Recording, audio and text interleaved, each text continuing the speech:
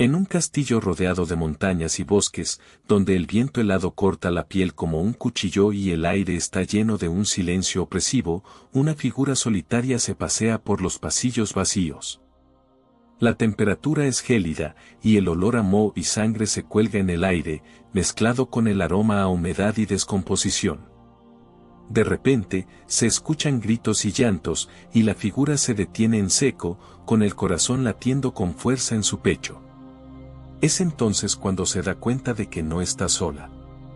En ese momento, la oscuridad se vuelve aún más densa, y la figura comienza a sentir que algo está a punto de cambiar para siempre.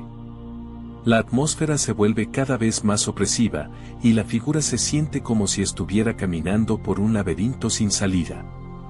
La condesa Erzsébet Báthory de Ecsed, más conocida como la Condesa Sangrienta, fue una aristócrata húngara que vivió en el siglo XVI y se convirtió en una de las figuras más siniestras de la historia. Nacida en 1560 en el seno de una prominente nobleza protestante de Hungría, Báthory creció en un mundo de lujo y poder, rodeada de opulencia y riqueza. Su familia controlaba Transilvania, y su tío, Esteban Báthory, era rey de Polonia.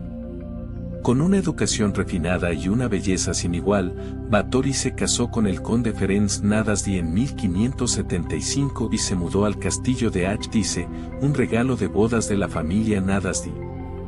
Pero, ¿qué secreto oscuro se escondía detrás de su fachada de elegancia y sofisticación? ¿Qué la llevó a convertirse en la asesina en serie más grande de la historia de la humanidad, con 650 muertes?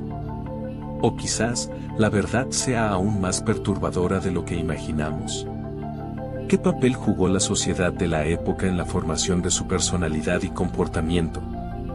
O quizás, la Condesa Sangrienta fue simplemente un producto de su tiempo y su entorno. La historia de la Condesa Sangrienta es un laberinto de contradicciones y versiones distintas.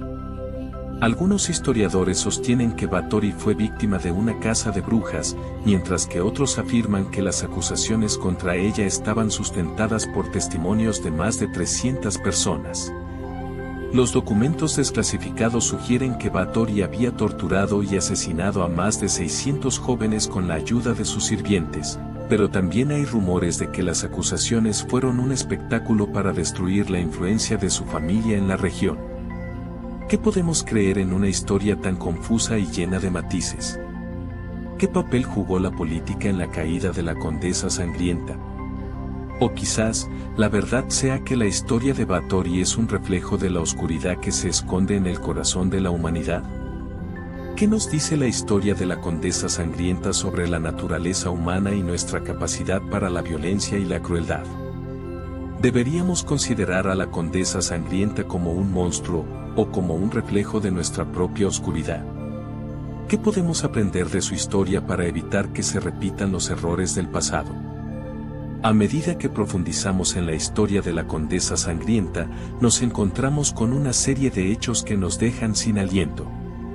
Báthory había desarrollado una obsesión por la belleza y la juventud, y se cree que se bañaba en la sangre de vírgenes para mantener su apariencia. Pero, ¿qué hay de verdad en esta leyenda? O quizás, sea solo un mito creado para explicar la crueldad de Báthory.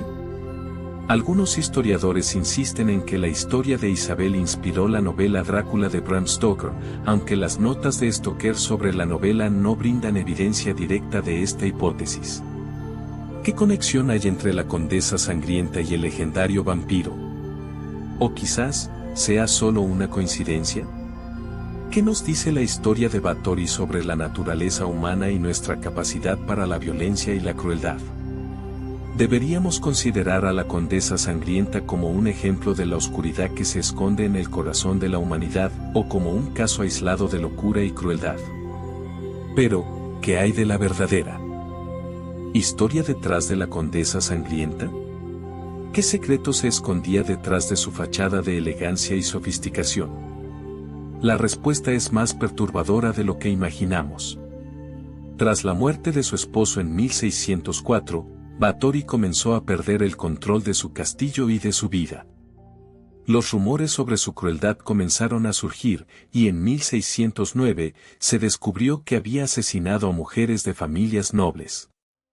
El rey de Hungría, Matías de Habsburgo, ordenó una investigación, y se descubrió que Báthory había torturado y asesinado a más de 600 jóvenes con la ayuda de sus sirvientes.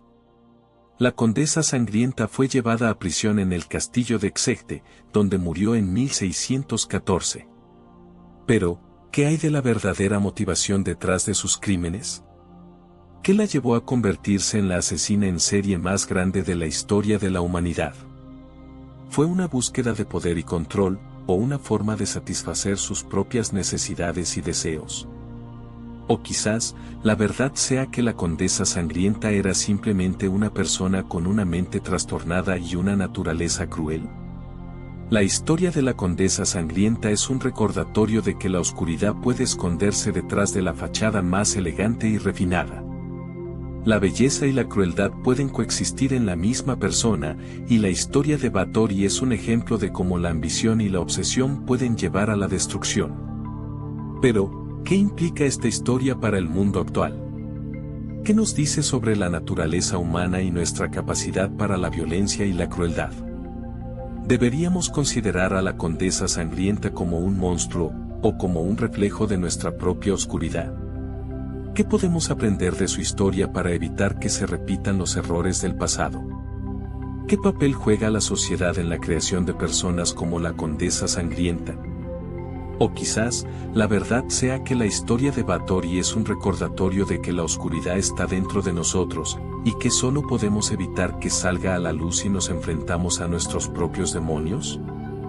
¿Qué crees que es más importante, castigar a los criminales o entender las causas de su comportamiento? ¿Deberíamos enfocarnos en la prevención o en la rehabilitación y el castigo?